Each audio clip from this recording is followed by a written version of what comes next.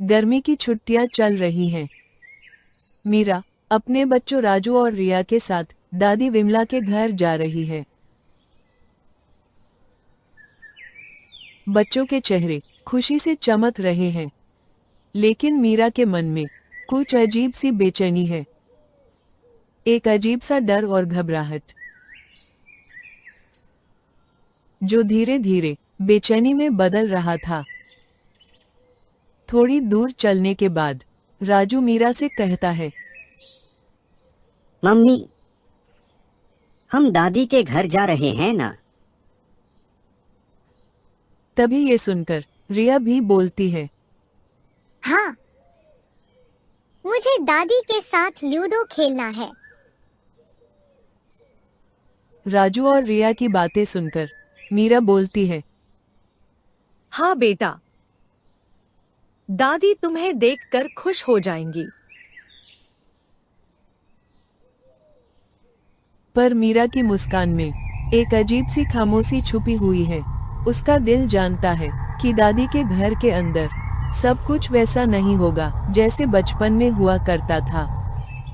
मीरा अपने बच्चों राजू और रिया के साथ दादी विमला के घर के पास पहुंच चुकी है, लेकिन गांव में सब लोग उन्हें बहुत अजीब नजरों से देख रहे हैं, जैसे कोई अजनबी, कोई अनजान शख्स पहली बार इस गांव में आया हो।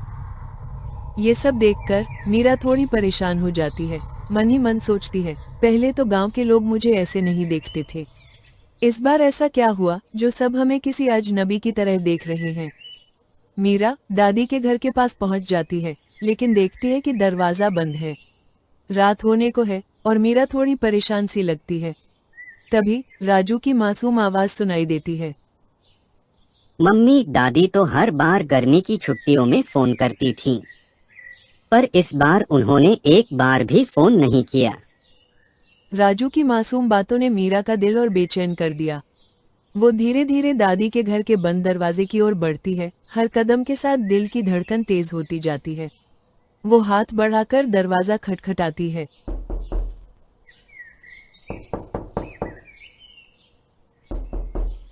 कुछ पल के लिए मानो वक्त थम सा गया हो, और फिर अचानक दरवाजा चरमराकर खुलता है। सामने दादी खड़ी है, लेकिन कुछ तो अलग है।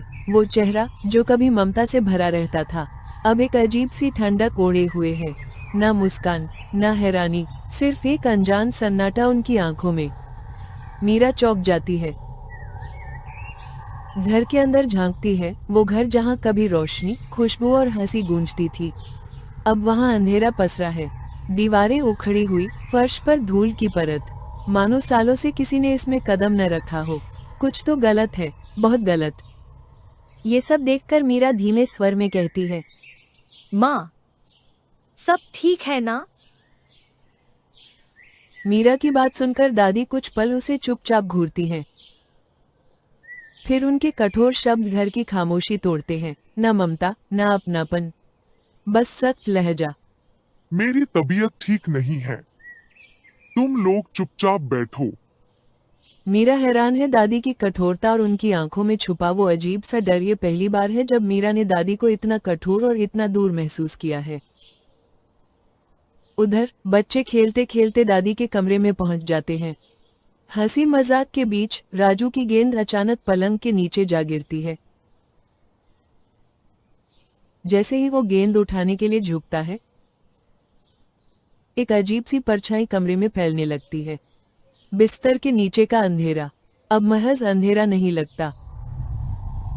और फिर वो देखते हैं छत से उल्टी लटकी हुई चुड़ैल, सफेद साड़ी में लिपटी एक परछाई जैसे घूरती हुई बिना पलक झपकाए। ये देखते ही राजू और रिया का चेहरा सफेद पड़ जाता है। डर के मारे दोनों पीछे हटते हैं, और तभी राजू जोर से चिल्ला उठता है।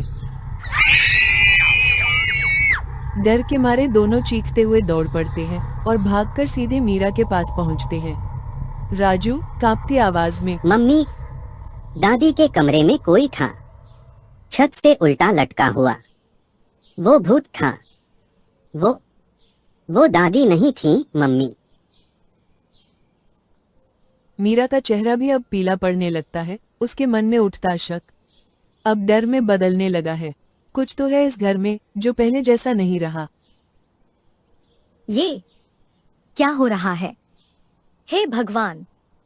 हवा अचानक तेज हो उठती है, कमरे की हर परछाई जैसे जिंदा हो गई हो। बच्चे डर के मारे मीरा से लिपट जाते हैं, कांपते हुए, लेकिन मीरा, उसके चेहरे पर डर के साथ एक गहरी उलझन है, जैसे दिल कुछ कह रहा हो और दिमाग कुछ और समझाने की कोशिश कर रहा हो। ये सिर्फ कोई भूत नहीं, ये किसी दबी हुई सच्चाई की परछाई है, जो अब दादी के इस सूने घर को अपनी गिरफ्त में ले चुकी है। अगली सुबह मीरा अपनी दोस्त अनु और उसके पति साहिल के साथ। अनु, मुझे लगता है माँ के अंदर चंद्रिका घुस गई है। मीरा, ये बात अगर सच है तो ये कोई आम चीज नहीं है। तुम्हें पंडित हरिराम को फौरन बुलाना चाहिए।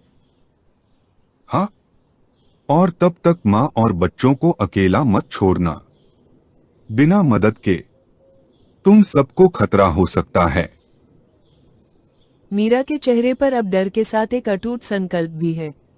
वो जानती है, ये सिर्फ एक प्रेत नहीं, बल्कि एक पुराना, अधूरा रह गया सिलसिला है जो अब दोबारा शुरू हो रहा है।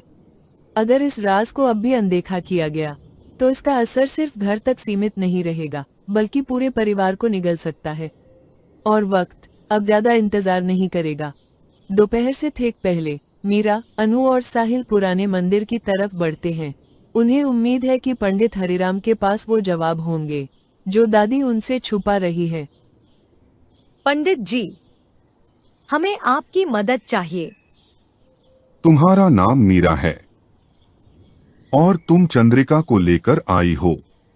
आपको कैसे पता? कुछ आत्माएं जब लौटती हैं तो केवल घर नहीं, वक्त भी बदल देती हैं। चंद्रिका का साया सिर्फ भटकता नहीं, वो इंतकाम का रास्ता ढूंढ रहा है। तो क्या पंडित जी दादी विमला पर वही साया है? अगर वो पूरी तरह प्रवेश कर चुकी है, तो तुम्हारे पास बहुत कम समय बचा है। मुझे घर चलना होगा, उस जगह की ऊर्जा को महसूस करना होगा जहां से ये सब शुरू हुआ था। पंडित हरिराम अब इस कहानी का हिस्सा बन चुके हैं और उनके साथ साथ एक पुराना डर भी दोबारा जिंदा होने लगा है। अब सवाल ये नहीं कि चंद्रिका कौन थी, बल्कि ये है कि वो क्यों वापस आई है। बेटी, तुम्हारी माँ पर एक बहुत पुरानी आत्मा का साया है। ये आत्मा अब केवल परछाई नहीं, एक ताकतवर चुड़ैल बन चुकी है। इसे निकालना आसान नहीं होगा। हमें एक विशेष हवन करना पड़ेगा। पंडित जी, दादी को कुछ होगा तो नहीं? अगर तुम सब एकजुट रहो, डरो नहीं और माँ पर विश्वास रखो, तो उन्हें कुछ नहीं होगा। लेकिन याद रखना, डर को अंदर मत बैठने देना, वरना वही डर चुड़ैल की ताकत बन जाएगा। मीरा की आंखों में अब डर से ज्यादा एक चमक है, हिम्मत की। पंडित हरिराम के शब्दों में आस्था है, लेकिन कमरे की हवा अब भी भारी है, जैसे कोई छुपकर सब सुन रहा हो और इंतजार कर रहा हो अपने आखिरी वार का। शाम हो चुकी थी। पंडित हरिराम और मीरा दोनों पुराने मंदिर के पास पहुंच जाते हैं जहां से चंद्रिका की कहानी शुरू हुई थी। मंदिर के पास पहुंचकर पंडित हरिराम मीरा से कहता है, यहीं से चंद्रिका ने अपनी आत्मा को जिंदा रखा था। कहते हैं उसने मंदिर की देहरी पर अपने खून से कसम खाई थी कि वो कभी चैन से नहीं जाएगी। इस जगह से जितना दूर रहो, उतनी ही सुरक्षा है। ये मंदिर अब ईंट पत्थर का ढांचा नहीं, बल्कि एक बंधी हुई आत्मा की कैदगाह है। मीरा के दिल में डर और हिम्मत एक साथ धड़क रहे हैं। हर टूटी मूर्ति, हर सूखी शाख एक छुपी हुई कहानी कहती है। मीरा बेटा, यही वो मंदिर है जहां चंद्रिका के शरीर को आग के हवाले किया गया था। यहीं इसी जमीन के नीचे उसकी जली हुई देह की राख अब भी दबी है। कहते हैं जब भी रात गहरी होती है, इस मिट्टी से धुआं उठता है, जैसे वो अब भी मुक्त नहीं हुई। ये हमारे काम आएगी, चंद्रिका को मुक्ति दिलाने में। उनकी बात सुनकर मीरा कांपते हाथों से जमीन से राख उठाने लगी। वो राख अब भी गर्म थी, जैसे उसमें किसी की सांसें अब भी कैद हो। धीरे धीरे उसने पूरी राख एक छोटे पीले थैले में भर ली। पंडित हरिराम के एक हाथ में त्रिशूल, कमर पर गंगाजल की शीशी बंधी थी और मीरा के हाथों में वो थैला था जिसमें चंद्रिका के जले हुए शरीर की राख थी। दोनों भारी कदमों से आगे बढ़े। मंदिर से निकलकर अब वे दादी विमला के कमरे की ओर जा रहे थे। कमरे के बाहर पहुंचते ही एक तेज ठंडी हवा का झोंका आया। दरवाजा अपने आप चर चर की आवाज करता हुआ खुल गया। अंदर दादी विमला बिस्तर पर बैठी थी। चेहरे पर एक आंखें खुली अजीब मुस्कान थी, जैसे कोई अदृश्य ताकत उन्हें भीतर से चला रही हो। अचानक दादी के होंठ हिले, एक ठंडी कांपती हुई हंसी कमरे में गूंज उठी। हरिराम, तू फिर आ गया। तूने सोचा मुझे फिर से मंत्रों से जला सकेगा। मीरा का दिल धक धक करने लगा। उसकी आंखों में आंसू थे, लेकिन शरीर हिल नहीं रहा था। अब वो जान चुकी थी, दादी अब दादी नहीं रही। उनके अंदर बैठी थी चंद्रिका, वही आत्मा जो मंदिर में जली थी पर अब भी अधूरी थी। पंडित हरिराम ने त्रिशूल ऊंचा किया। गंगाजल की शीशी हल्की सी चमकने लगी। कमरे की हवा भारी हो गई, दीवारों पर परछाइयां हिलने लगी। चंद्रिका ने अचानक अपनी भुजाएं फैला दी और उसकी आवाज अब कानों में नहीं, सीधे आत्मा में गूंजने लगी। त्रिशूल नीचे रख दे, हरिराम। तेरे ही मंत्रों ने मुझे जलाया था। अब तेरे ही रक्त से मेरी अधूरी प्यास बुझेगी। थैले से राख हवा में उड़ने लगी, मानो खुद किसी शक्ति ने उसे पुकारा हो। मीरा ने भय से पंडित की ओर देखा, पर पंडित हरिराम की आंखों में अब दृढ़ता थी। उन्होंने त्रिशूल जमीन पर पटका और हवा में गूंज उठा एक तीखा शंखनाद। कमरे की दीवारें अब कांप रही थीं। गंगाजल की शीशी से हरिराम ने चंडारिका के ऊपर गंगा जल डाल दिया। चंद्रिका का भूतिया चेहरा अब पूरी तरह उभर चुका था, आधा जला हुआ, आधा धुएं में ढंका हुआ। पंडित हरिराम कमरे के बीचों बीच खड़े मंत्रोच्चारण कर रहे थे। हे देवी दुर्गा, इस पवित्र शरीर को मुक्त करो, अंधकार को नष्ट करो। पंडित हरिराम के मंत्रों से निकली दिव्य रोशनी कमरे को चीर देती है। चंद्रिका की आत्मा एक आखिरी चीख के साथ जलकर भस्म हो जाती है और दादी विमला बिना कोई शब्द कहे, माँ, आप ठीक हैं? मीरा, तू ना होती तो मैं कभी वापस नहीं आ पाती। तूने मुझे अंधेरे से बचा लिया बेटा। इस घर को पवित्र रखना, रोज दिया जलाना, माँ दुर्गा का नाम लेना। ऐसे साए तभी दोबारा आने से डरते हैं।